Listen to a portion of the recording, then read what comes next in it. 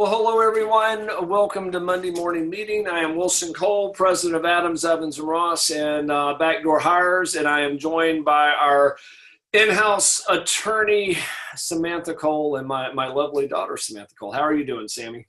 Doing great. How are you today? Doing fine. If Sam and I look a little tired, we were at a conference last week in Vegas, and I'm kind of a boring guy, but it was just the time zone differences kind of got us fogged out. So and I may have driven to Cher on the way out of town. Yes, yes. I had to go see a Cher concert, which it wasn't as bad as it could have been. But anyhow, well, what we're going to talk about today are two additional excuses that we hear. And one of them, the second that I hear it, if it comes from an attorney, they get a free pass because they're building a defense, and that's what the attorneys are doing. But the second I hear it from the person that you were dealing with, that they knew that you were expecting a fee, you set up the interviews, you presented them. Whenever you are dealing with somebody and they make this next phrase, I can tell you they're a very, very bad person, and they're probably in the top 10%, in my opinion, on bad guys, because they didn't have any intention on paying you beforehand. And the one of the top excuses is, we didn't sign an agreement. Now, if an attorney says it, he's building a defense. If the owner, principal, or something along those lines, after you've worked with them for 90 days, 120 days, and you've done placements, and they go, well, I didn't sign anything, I view that as, well, I know I told you that I said I'd pay you, but both of my fingers were crossed. I mean, it's literally just somebody trying to be cute. Sam, I know we've done many of these YouTubes and webinars on the importance of a signed contract, but as it goes forward, it's becoming even more important. Not to say if you don't have a signed contract, half the deals that we get in that we collect, there are no signed contracts. A third of the ones that we sue, there are no signed contracts. But I can tell you, signed contract, not a signed contract, you're going to wind up typically getting 50% more with a signed contract than if you don't. Sam, give your legal spin on the importance. On why to have a signed contract. We'll take this show on the road before too long, because I'm having to field phone calls from our forwarding attorneys going, dear God, why was this not signed? So there are a couple of things. Again, if there's not a signed contract, there are arguments we can use. However, if you have a clause, which we recommend, and it's in our best practices and things like that, that state that the candidate is yours from last discussion, 1 year from last discussion, that now a lot of states are considering the contract being void if it's not signed, because it can no longer be an oral contract, because oral contracts have to be completed within a year. And there's no way that you can guarantee that that one would be completed within a year if it's 12 months from the last discussion of the candidate. So if you have that in there, it is insanely important to get a signature.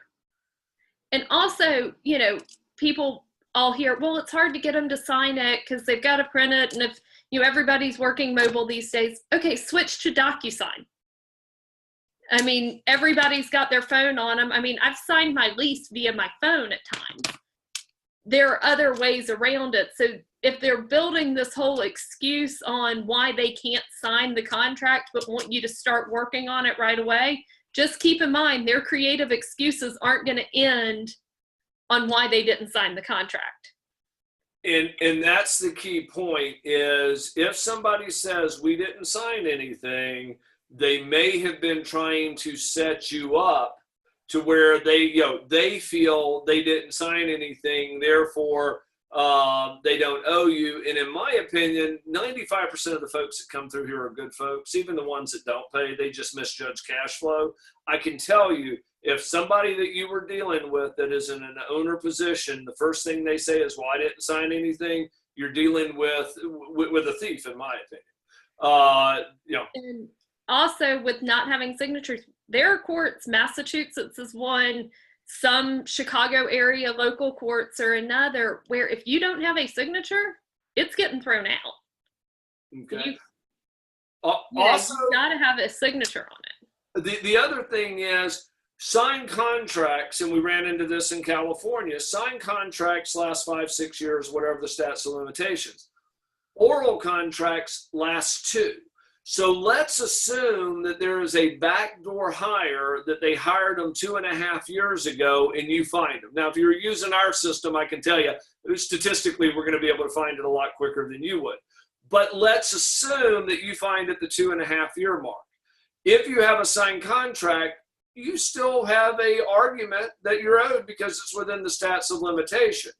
If you did not get the contract signed, then they have an argument that it was an oral contract, which is only 2 years. Therefore, the statute of limitations is already told. Sam, kind of a quick overview on that, please. Well, and then, now you've got nothing, and it doesn't matter that you found it last week. Mm-hmm. It's run out. And so, it's kind of the same of, you robbed a bank and they find the evidence 6 years later or whatever the statute might be on that. There's a certain time period for most things that the legal proceedings, whether it be civil or criminal, have to be processed through, or at least the process has to be started by that end date. So it gives you a little bit more time to find things and get your ducks in a row on having a signature there. I'll leave one other thing before we jump up. Go ahead. Well, also, signed contracts were more likely to be, if it goes into litigation, we're more likely to be able to get attorney's fees. There you go. Attorney's fees are always at the court's discretion, but I can tell you they're not going to do it if there's not a signed contract. And that is a very good point. That is a very good point. And so you're going to get more if you sue them with a signed contract. But also, there's a lot of talk, and I've been in this industry a long time. There is a sentence that I have seen in contracts, and I know why they were put in there. And it was, attorneys build defenses, and it's almost, you'll hear attorneys use terms like layer. It's another layer of defense, or it's another claim. And there was a phrase that was put in there that basically says, if you do not sign the contract, you agree to the terms by the acceptance of the resume. In my opinion, that was meant as a backup in case the contract did not get signed. It gave them an arguing point on it. Somehow or another, though, this industry, and I can tell you, 400 lawsuits on average a year that are out, in 75 attorneys with active lawsuits, in-house attorney. I don't care who tells you it's the same. It may be the same in their jurisdiction, in their state, but here's the neat thing about it is Sam's a Georgia-based attorney, so she's going to be more versed in Georgia law. California attorney is going to be more versed in California law. What's true in these states don't necessarily cover Massachusetts, Florida, Illinois. So when you hear, well, it says it in there, therefore I'm covered, that is a fallback position, and it's better than not having it in there, but nothing, period, nothing beats a signed contract. I don't care who tells you that you're covered without it. Yes, it gives you another layer of defense, but there are some venues that their Supreme Court has ruled absolutely under no circumstances can you sue without a signed contract. That's the extreme. I got a phone call from our forwarding attorney who's been our forwarding attorney forever in one of these jurisdictions. I get a phone call the other day and he goes, Sam, why the hell did legal forwarding send this to me? It doesn't have a signed contract. We can't sue it. And he had to send it back. So when you see that phrase in your contract, because a lot of these folks, Sam, they've been using the same contracts for the last 10 or 15 years. They maybe came from another company. And so they saw the contract, they like it, and so they've just used it. And they see that phrase and they instantly think, well, it says it. And I think you summed it up best with your analogy on a divorce with a prenuptial. You know, you can have in that prenuptial by marrying me, you agree, but if you don't sign on it, that prenuptial is not going to stand nearly as well as if they had signed it. So, you know, which was, I thought was a good analogy. We'll go ahead and jump, because this signed contract thing, we can spend days, and we actually have webinars on it. The other excuse that I hear is we paid another recruiter. Now, whenever I hear that, a lot of clients will call me and they say, you know, they paid another recruiter. Do I have recourse? And the answer is typically yes. And especially if you have a signed contract, because if somebody says, if you present them and they accept it, then a fee is owed. Now, I can tell you it becomes much more difficult if you present it, they call you back and they say, hey, you just presented Stephen Smith. He was presented 3 weeks ago by ABC recruiting firm, and so it's their candidate. You're going to have a tougher time placing a claim. But if they don't tell you, and then you, especially, and sometimes they don't tell you for 2 weeks, sometimes they don't tell you until after the interview, sometimes they don't tell you until they actually hire the gentleman. Oh yeah, we paid another recruiter. All of that is irrelevant because they have a fiduciary duty to be able to track it. Now, these situations are typically, you don't have a good guy or a bad guy. You just have either a breakdown in communications, or you have a breakdown, in my opinion, of the hiring company's systems. And I can't tell you how many times that they say, well, what should I do after they pay our client? I say, well, you need to get an applicant tracking system to where you can tag these candidates, because they do have a fiduciary duty. Sam, give me kind of your legal spin on that. My big thing on this kind of ties into it. When someone says we paid another recruiter, don't say, oh, okay, never mind then, or something along those lines. Because I have run into situations where that other recruiter never existed, but the fee was waived. Yep.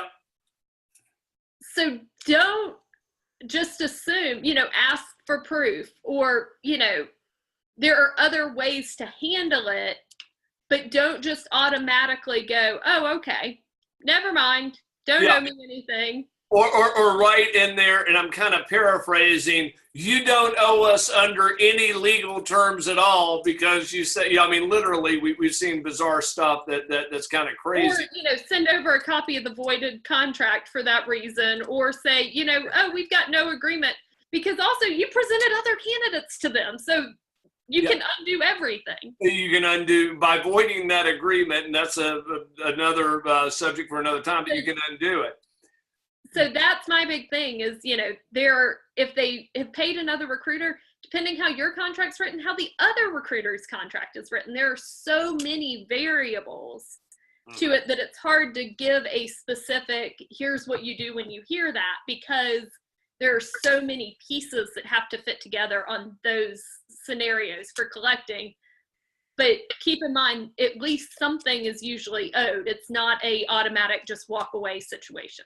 I agree with you 100%. And second, I'll leave you on this, and we don't run into this often, but we have run into it on multiple times, certainly more than a half a dozen, probably less than a dozen times.